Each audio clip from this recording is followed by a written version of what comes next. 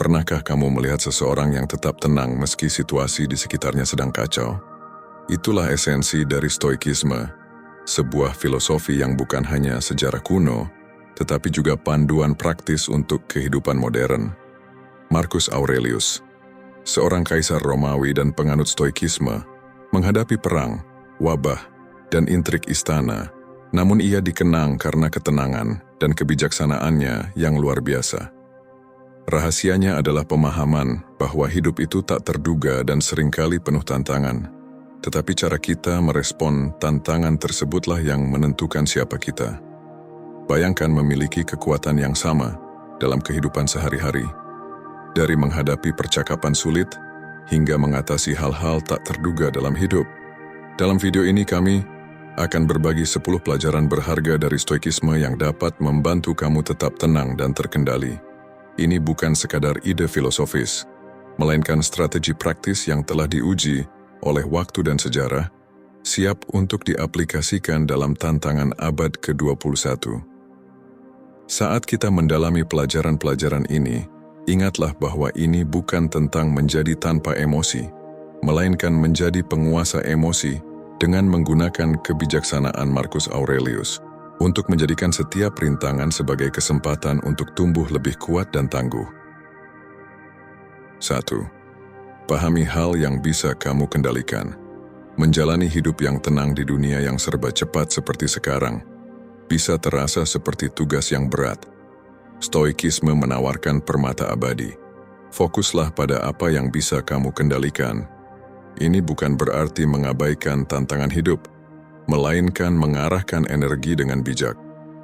Bayangkan dirimu sebagai pejuang modern, bukan di medan perang, tetapi dalam kehidupan sehari-hari. Senjatamu adalah pilihan, tindakan, dan sikapmu. Kamu tidak bisa mengendalikan lalu lintas, cuaca, atau suasana hati orang lain, tetapi kamu bisa mengendalikan cara kamu bereaksi. Stoikisme bukan tentang menekan emosi, tetapi tentang mengenali mereka dan kemudian memutuskan bagaimana bertindak. Emosi seperti tamu, tak diundang, terkadang mereka datang, tetapi kamu yang memutuskan apakah akan membiarkan mereka mengambil alih atau tidak. Ketika kemarahan atau kesedihan datang, akui mereka, pahami alasannya, lalu arahkan mereka keluar. Pikiranmu adalah rumahmu dan aturan di sana adalah milikmu. Bayangkan pikiranmu sebagai taman. Apa yang kamu tanam di dalamnya, bagaimana kamu merawatnya, akan menentukan suasana batinmu. Dalam taman ini, kamu adalah tukang kebun sekaligus arsitek. Tanam benih-benih positif, sirami dengan tindakan yang bijaksana, dan cabutlah hal-hal negatif. 2. Gunakan kekuatan penerimaan. Penerimaan adalah kekuatan super yang tenang. Bayangkan berdiri di pantai. Ombak menghantam kakimu. Kamu tidak bisa menghentikan ombak, tetapi kamu bisa belajar berselancar. Ini yang diajarkan stoicisme tentang penerimaan. Bukan berarti menyerah atau mengatakan semuanya baik-baik saja saat tidak demikian, tetapi menyadari bahwa ada hal-hal yang di luar kendali kita, dan daripada melawan, kita belajar beradaptasi dan bergerak bersama mereka. Pikirkan tentang hari yang dimulai dengan kacau, kamu menumpahkan kopi, ketinggalan bus, atau lupa tugas penting. Mudah saja membiarkan momen-momen ini merusak suasana hati atau bahkan hari kamu. Tetapi, bagaimana jika kamu menerima kesalahan ini sebagai bagian dari hidup? Kamu membersihkan tumpahan, menunggu bus berikutnya, dan mengejar tugas yang terlupakan. Perubahan cara pandang ini, dari frustrasi menjadi penerimaan, bisa mengubah hari buruk menjadi tantangan yang siap kamu hadapi. 3. Latih kehadiran pikiran, mindfulness. Kehadiran pikiran sering disalahartikan sebagai konsep yang rumit, padahal sebenarnya ini adalah senjata rahasia stoikisme untuk kehidupan modern yang penuh kesibukan. Bayangkan dirimu terjebak dalam putaran tugas sehari-hari. Pikiran melayang dari penyesalan kemarin hingga kekhawatiran besok. Stoikisme berbisik, berhenti, bernapas, dan hadir di sini, sekarang. Mindfulness dalam stoikisme bukan tentang acara besar, melainkan menemukan keajaiban dalam hal-hal sederhana. Entah sedang minum kopi, berjalan menuju tempat kerja, atau sekadar bernapas, setiap momen adalah kesempatan untuk mengakar dalam kehadiran saat ini. Fokus pada apa yang bisa kamu rasakan, apa yang kamu lihat, dengar, cium. 4. Bangun ketangguhan. Menghadapi hambatan hidup, kita sering merasa di persimpangan jalan, meragukan kemampuan diri untuk bertahan. Namun, di dalam hati, ada bisikan kekuatan yang tak mau dibungkam. Itulah ketangguhan. Lagu tanpa kata dari stoikisme yang berdengung di tengah kekacauan dunia modern. Ketangguhan dalam stoikisme bukan tentang menjadi tak terkalahkan, tetapi tentang tahu bagaimana beradaptasi, menekuk namun tidak patah.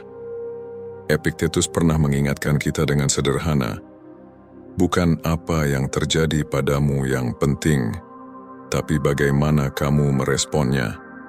Ini bukan berarti mengabaikan perjuangan, melainkan memanfaatkannya. Pikirkan ketangguhan sebagai otot mental yang semakin kuat setiap kali kamu menghadapi tantangan. Setiap hari kamu bangun dengan kesadaran bahwa, meski dunia tak terduga, reaksi kamu tak harus demikian.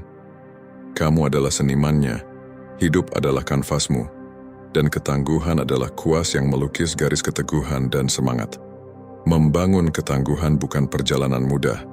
Ini perjalanan yang sering menanjak, penuh dengan keraguan diri dan hambatan. Namun, setiap langkah kecil adalah lompatan menuju penguasaan stoik dalam dirimu. Kamu memulai dengan menerima ketidaknyamanan, bukan menghindarinya. Dalam momen-momen ini, saat kamu berhadapan langsung dengan kesulitan, kamu menemukan kekuatan sejati dalam dirimu. 5. Pilih tanggapanmu. Kamu memegang kendali untuk membentuk duniamu melalui tanggapanmu. Stoikisme mengajarkan pelajaran penting bahwa reaksi kita terhadap hambatan hiduplah yang mendefinisikan perjalanan kita. Di dunia yang serba cepat, menghayati kebijaksanaan ini menjadi semakin penting. Saat kamu menghadapi kemunduran, sadari bahwa situasi tersebut bukan penguasa emosimu, kamulah penguasanya. Ini seperti menjadi sutradara dalam film hidupmu sendiri. Setiap adegan dan reaksi adalah milikmu untuk ditulis. Ketika sesuatu yang tak terduga terjadi, ambil momen untuk menarik napas. Jeda ini bukan kelemahan, melainkan kekuatan dari seorang bijak yang memilih respons yang mengangkatnya. Menggunakan pelajaran ini bukan tentang menekan emosi atau bersikap acuh, melainkan mengakui perasaan seperti marah, sedih, atau bahagia, dan mengarahkannya menuju tindakan yang konstruktif. 6. Batasi keinginan yang berlebihan. Pernah merasa seperti mengejar bayangan, berlari di belakang hal-hal yang sebenarnya kamu tahu tidak akan benar-benar membuatmu bahagia? Itulah jebakan keinginan berlebihan. Stoikisme, sebuah filosofi yang setua waktu namun segar seperti embun pagi, mengajarkan kita untuk menghindari jebakan ini. Bukan berarti hidup tanpa kegembiraan, melainkan menemukan kegembiraan dalam hal yang esensial. Ini bukan tentang memadamkan ambisi atau berpuas diri dengan hal yang sederhana, melainkan mengasah fokusmu pada apa yang benar-benar memperkaya hidupmu. Ketika pikiranmu dipenuhi dengan keinginan-keinginan tanpa akhir, itu seperti mencari ketenangan di tengah badai. Potong kebisingan itu. Bukan kuantitas hal-hal dalam hidupmu yang penting, melainkan kualitasnya. Apa yang membawa kebahagiaan sejati? Apakah itu kesenangan sesaat dari pembelian baru atau sesuatu yang lebih tahan lama seperti hubungan yang hangat, pencapaian pribadi, atau ketenangan di saat-saat sunyi?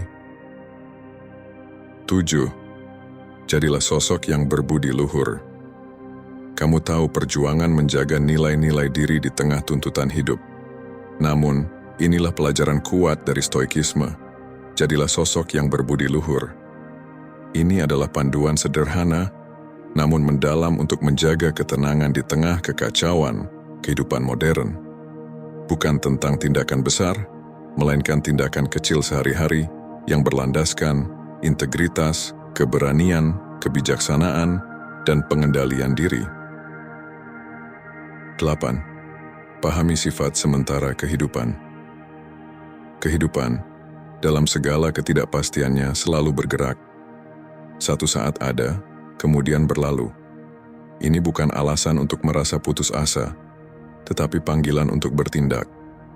Kita diingatkan untuk hidup sepenuhnya saat ini, menghargai setiap momen yang berlalu, dan memanfaatkan setiap situasi sebaik mungkin. Ini adalah cara untuk menghargai bahwa perubahan adalah satu-satunya hal yang pasti, dan belajar untuk menari dalam hujan alih-alih menunggu badai berlalu. Marcus Aurelius pernah merenungkan, waktu adalah sungai yang deras. Peristiwa-peristiwa yang datang sekilas dan segera berlalu, diikuti oleh yang lain yang juga berlalu. Metafora ini mengingatkan kita bahwa waktu kita terbatas dan bahwa fokus kita seharusnya berada pada masa kini, di mana kita bisa beraksi dan membuat perbedaan. Menerima sifat sementara dari kehidupan adalah kunci untuk kedamaian yang tak tergoyahkan. 9. Nilai rasa syukur.